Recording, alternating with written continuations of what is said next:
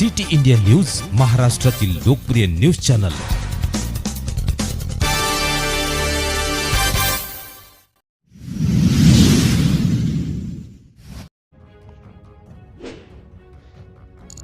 रामटेक उपविभागांतर्गत police station Ramtek हद्दीत काढण्यात आली बेटी बचाओ बेटी पढाओ जनजागृती रॅली।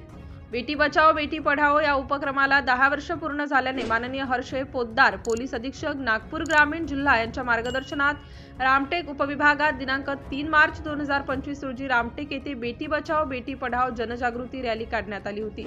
सदर रॅली श्री रमेश बरकते उपविभागीय पोलीस अधिकारी यांच्या नेतृत्वात काढण्यात आली असून सदर रॅलीमध्ये श्री आसाराम शेटे, पोलीस निरीक्षक, पोलीस स्टेशन रामटेक, श्रीमती धनश्री कुटेमाटे, सहाय्यक पोलीस निरीक्षक दामिनी पथक, उपविभाग रामटेक पोलीस स्टेशनचे अधिकारी आणि अंमलदार तसेच पोलीस स्टेशन अरोली, देवलापार, पारशिवणे येथील महिला अंमलदार, महिला होमगार्ड, सैनिक, शाळकरी विद्यार्थिनी, महिला पोलीस पाटील, महिला समुपदेशक आणि इतर महिलांचा सहभाग होता।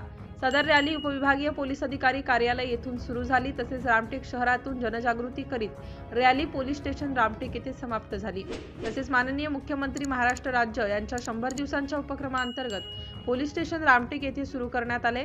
पीडित महिलांसाठी पोलीस सहायता, कायदेशीर सहायता, वैद्यकीय सहायता, आपत्कालीन सहायतेसाठी वन स्टॉप सेंटर सुरू करण्यात आलेले आहे। सिटी इंडिया न्यूज साठी मंगेश गमे, उपसंपादक, नागपूर ग्रामीण।